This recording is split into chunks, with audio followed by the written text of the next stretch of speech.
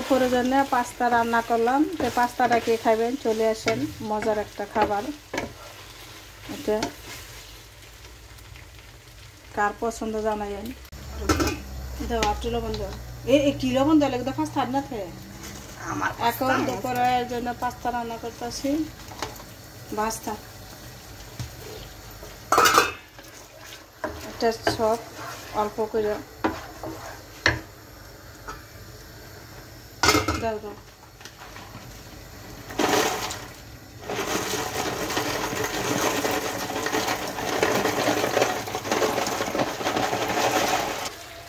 Olivia তেল দিয়ে কিনতে পুরাটা হাঁসের মাংস, তা হাঁসের ডইলে আবার তন্ন দিব। এখানে পাস্তা সিদ্ধ হইতেছে, এগিয়ে আনছি গেলে আর এখানে সব কষাই নিতেছি।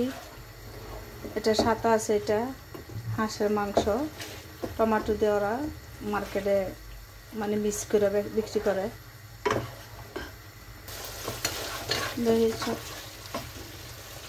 সবটা কষানো হয়ে গেছে গা, এখন পাস্তা দিয়ে দেবো। ছোট্ট একটা ভিডিও, আজকে ভিডিও তেমন কিছু ছাড়া হইব না, কারণ আজকে কিছু রান্না করা হয় না, শুধু মাংস রান্না করছি, ওরা কেউ খাইব না। তো এখানে পাস্তা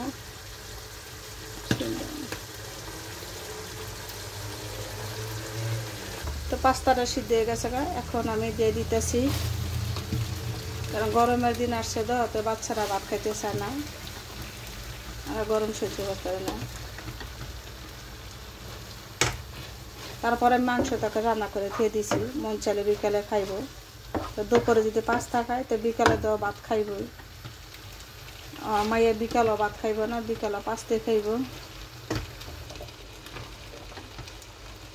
পাস্তা সবচেয়ে ফেভারিট খাবার। তো আমার রান্নাটা করি মানে আমি কিছু বাংলাদেশের খাবারটা শিখাইতেছি, ওদের খাওয়া যায় খাইতে চায় না।